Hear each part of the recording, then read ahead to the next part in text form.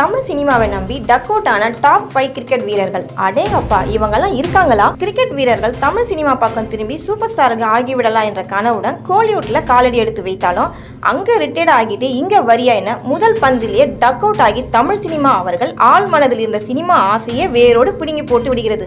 சமீபத்தில் கிரிக்கெட் ஜாம்பவான் Dhoni Chennai super Kings அணியில் 12 வருடங்களுக்கு மேல் விளையாடி உள்ளோம். இங்க படத்தை ரிலீஸ் செய்தால் பிச்சுக்கிட்டு போகும் என நினைத்து களமிறங்கினார்.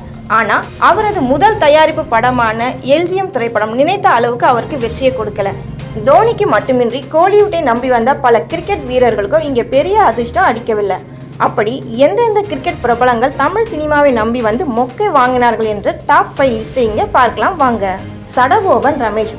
போட்டா போட்டி 2011ஆம் ஆண்டு வெளியான போட்டா போட்டி படத்தின் மூலம் தமிழ் சினிமாவில் ஹீரோவாக அறிமுகமானார் கிரிக்கெட் வீரர் சடகோபன் ரமேஷ். யுவராஜ் தயாளன் இயக்கிய அந்த படம் எதிர்பார்த்த அளவுக்கு ஓடவில்லை. அங்கிருந்து கட் பண்ணா அடுத்ததாக ஜெயம் ரவிக்கு அண்ணனாக சந்தோஷ் சுப்பிரமணியம் படத்தில் நடித்தார் சடகோபன் ரமேஷ். அதன் பின்னர் விஷாலின் மதகத ராஜா படத்தில் அவர் நடித்திருந்தாலும் அந்த படம் இன்னும் ரிலீஸ் ஆகவே இல்லை. ரெண்டாவதா ஹர்பஜன் சிங் ஃப்ரெண்ட்ஷிப். நடிச்சா ஹீரோவாக தான் நடிப்பேன் என கிரிக்கெட் ரிட்டையர் ஆன பின்னர் கோலிவுட் பக்கம் ஒதுங்கிய ஹர்பஜன் சிங் கடந்த 2021ஆம் ஆண்டு Bigg Boss Losliya, action king Arjun என பெரிய பட்டாளத்துடன் களமிறங்கினார். இரட்டை இயக்குநர்களான சாம் சூர்யா மற்றும் ஜான் பால் ராஜ் இயக்கிய அந்த படம் ஃபிளாப் ஆன நிலையில அடுத்து நடிக்கிற ஆசையை விட்டுவிட்டார் ஹர்பஜன் சிங். இர்ஃபான் பதான் கோப்ரா. சியான் விக்ரம் கோப்ரா படத்தில் மிரட்டலான இன்டர்போல் அதிகாரியாக சினிமாவில் என்ட்ரி கொடுத்தார் இர்ஃபான் பதான். நல்லா கஷ்டப்பட்டும் நடித்திருந்தார். ஆனா டிமாண்டி காலனி, இமைக்கா நொடிகள் என டெரரான படங்களை கொடுத்த அஜய் ஞானமுத்துவின் ஸ்கிரீன் பிளே கொஞ்சம் சொதப்பியதால் அந்த படம் ஹிட் அடிக்க தவறியது.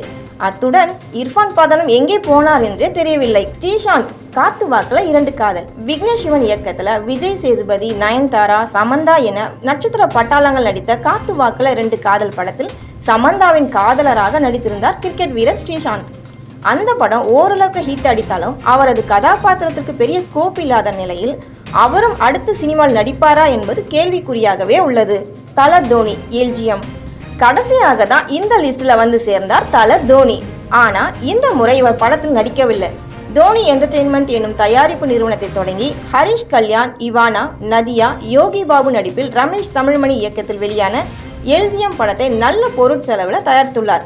ஆனா தோனியை சிங்கிள்ஸ் ஆட வைத்து விட்டது. இந்த படத்துக்கு பிறகு தோனி படம் தயாரிப்பாரா என்கிற கேள்வியும் எழுந்துள்ளது.